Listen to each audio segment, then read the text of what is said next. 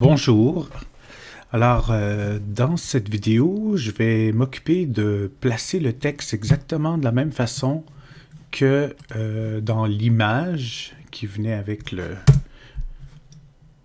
dossier de l'exercice pour que mon interlignage puis mon espacement entre les lettres des mots, des lignes, soit pareil comme dans l'image.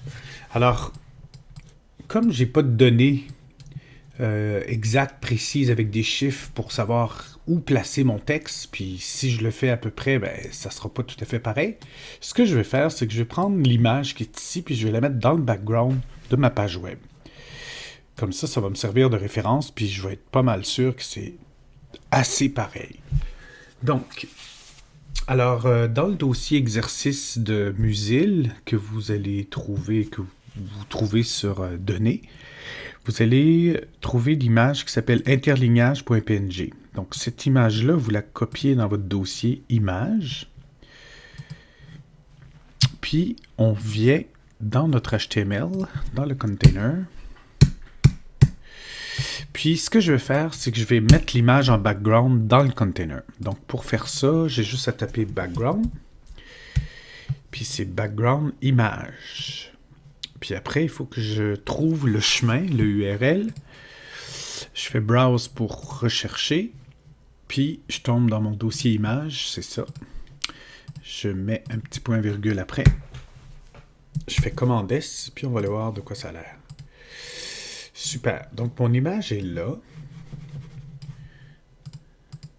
Sauf qu'elle est mal placée. Donc elle n'arrive pas exactement au bon endroit.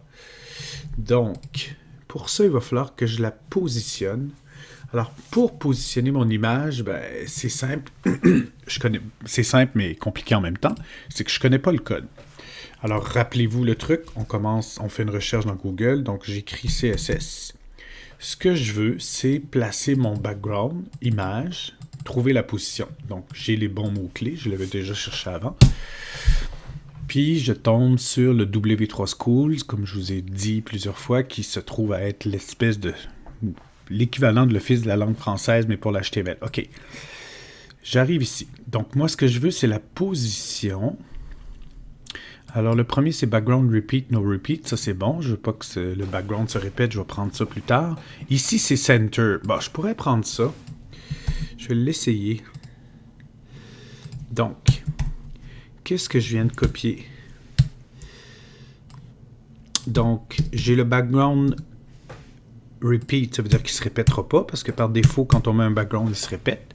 Fixe, ça veut dire qu'il va être fixé dans la page, puis la position, il va être centré. Je vais l'essayer, voir qu'est-ce que ça donne.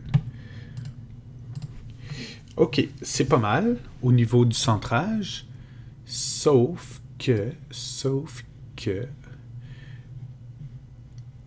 Ah, je pourrais le faire comme ça. Bon, ça serait une méthode. Je pourrais juste essayer de trouver la taille de ma fenêtre, puis le placer en fonction de où se trouve mon autrement, parce que autrement, c'est comme la première ligne, donc à partir de ça, j'essaierai d'aligner les autres. Sinon, il y a moyen aussi, dans le positionnement CSS, de trouver des coordonnées. Donc, c'est quoi les coordonnées, en fait? C'est ça. Donc, c'est 2 chiffres.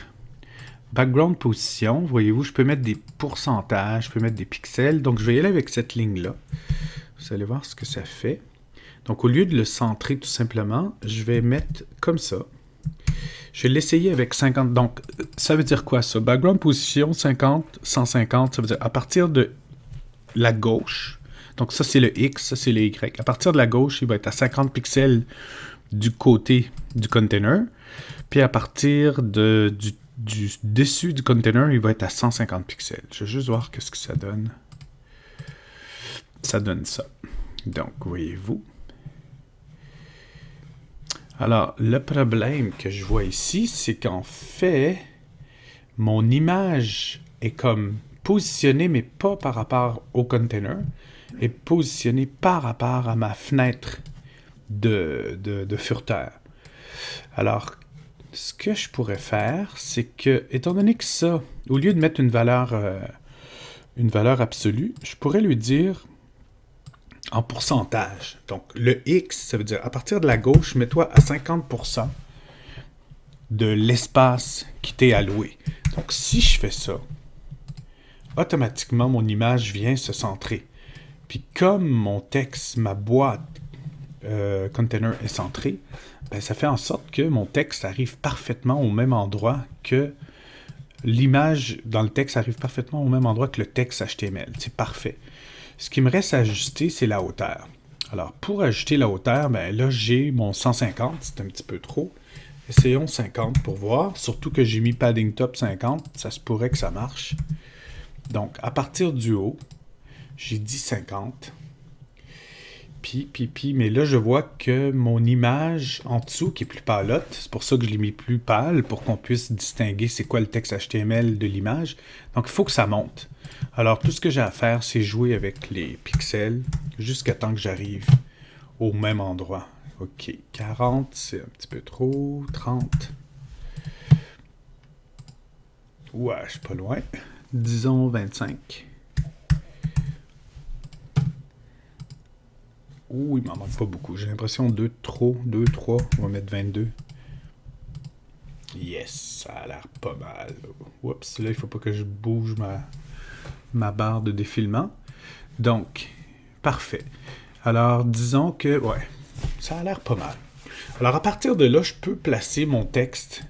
Je vais pouvoir être capable de faire l'interlignage pour que ça arrive vraiment, vraiment pas mal, exactement comme dans l'image. Alors, pour placer, faire l'interlignage, ben, même chose. Quand on ne le sait pas, on tape CSS, interlignage ou interligne. Donc, ça s'appelle line height. Parfait. J'ai la formule magique. Alors, autrement, il est correct, j'y toucherai pas. Hein? Il est déjà bien placé. Je vais fermer ça. Il est déjà bien placé. Donc, je suis rendu à la ligne. Si l'on ne craint pas, il faut qu'elle monte. Alors, comment ça marche l'interligne? J'écris line. Il m'offre line H. Je clique dessus. Alors là, on peut y aller avec des valeurs. Donc, je pense que si mon souvenir est bon, si je mets 1, point virgule, je pense que c'est un facteur multiplicateur. Je suis pas sûr. Non, ça a monté. Donc, si je mets 0, ça bouge pas. Si je mets 0, ça bouge pas. Je pense qu'il est revenu comme il était. Alors là, la façon que ça marche, c'est qu'ici, je peux mettre des décimales. Mais je ne peux pas mettre de négatif. Donc, si je mets 0.1, ça me donne ça. Donc, en fait, c'est ça. Mon image est encore en dessous. Sauf que là, qu'est-ce qui se passe avec ça? Ça a bougé, cette affaire-là.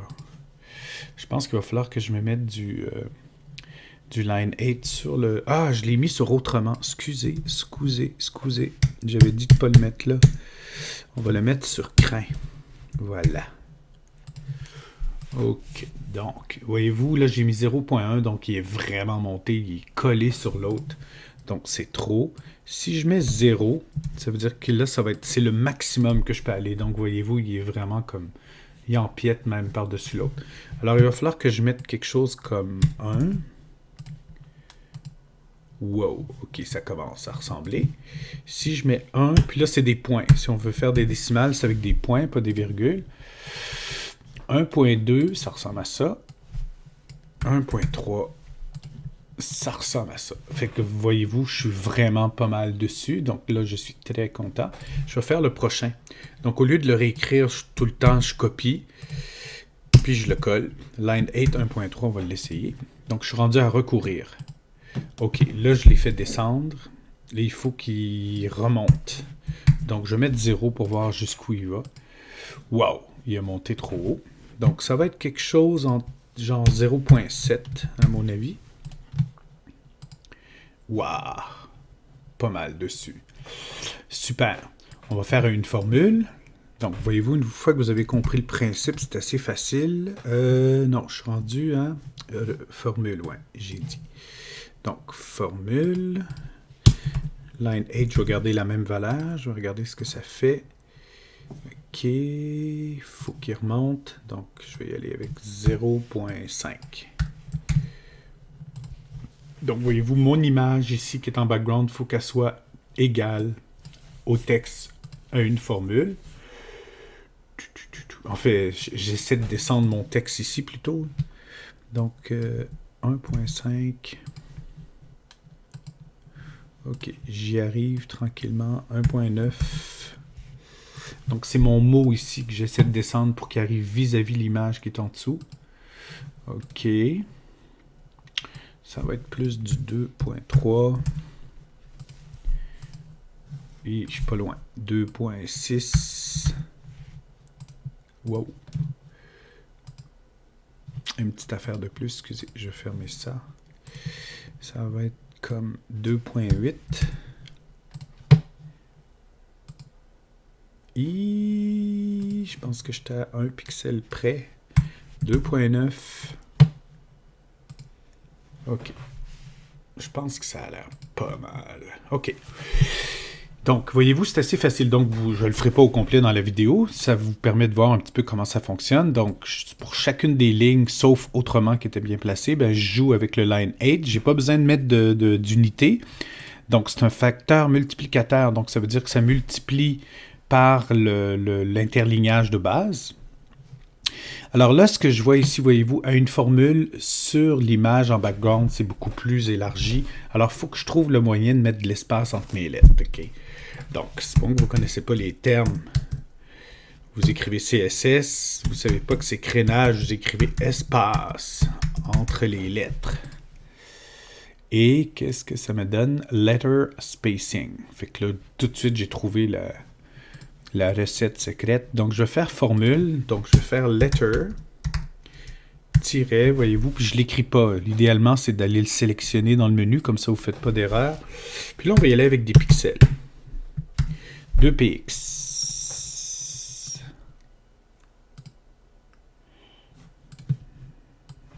Ça a-tu l'air de changer? J'ai l'impression que ça n'a pas bougé. Ah oui, ça bouge. 10px.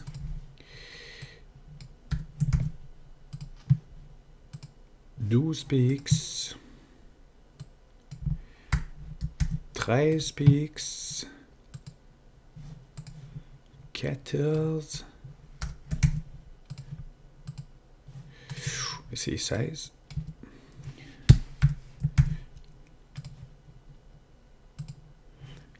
Pas loin. 18. Ouh, il m'en manque un, je pense. À 19, je vais être bon.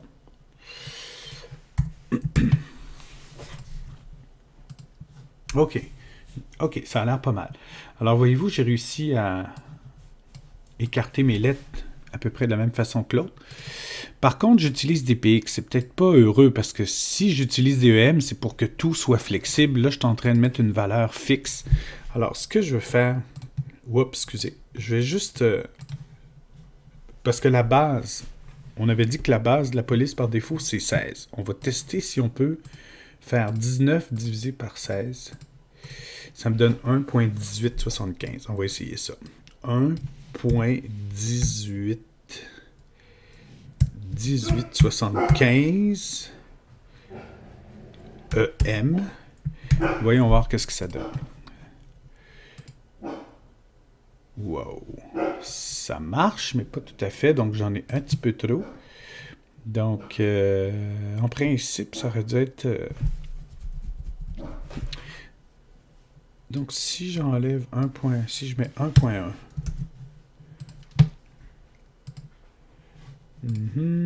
1.08.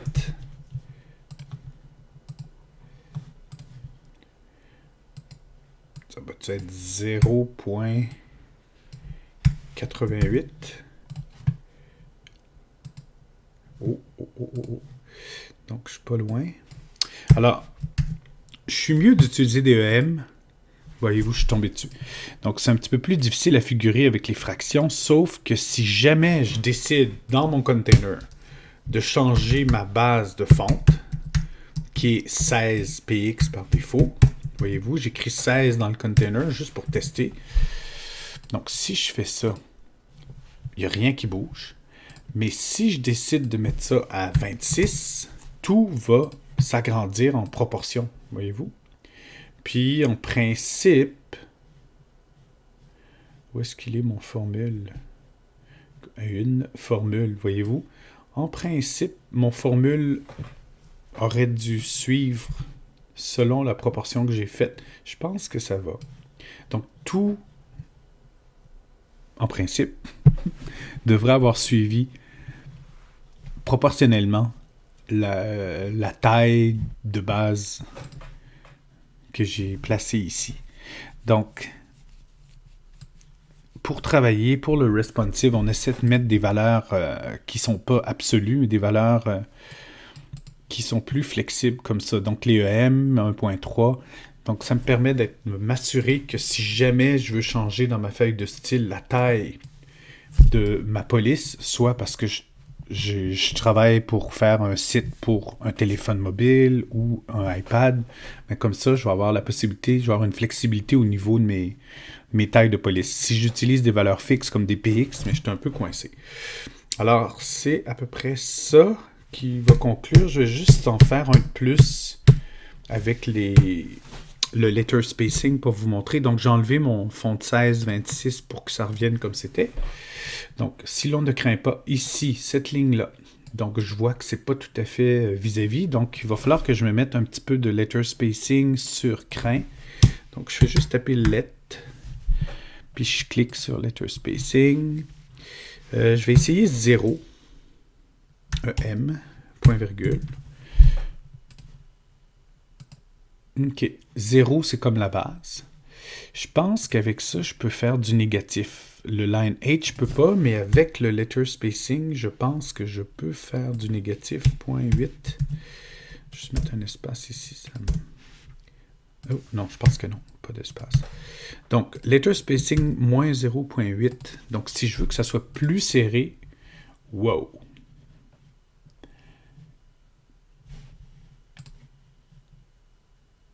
Si je fais 0.08, ouais, c'est ça. Là, c'est parce que c'était tellement serré que ça...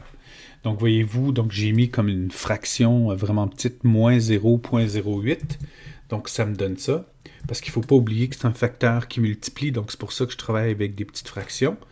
Donc, si je veux que ça soit positif, ben, je vais enlever mon 0. Donc là, il va s'écarter. Voyez-vous, puis c'est écarté beaucoup, là. Pourtant, j'ai juste une petite fraction. Alors, si je veux arriver... Ouhou! Donc, j'ai mis 0.008. Si je mets 0.009...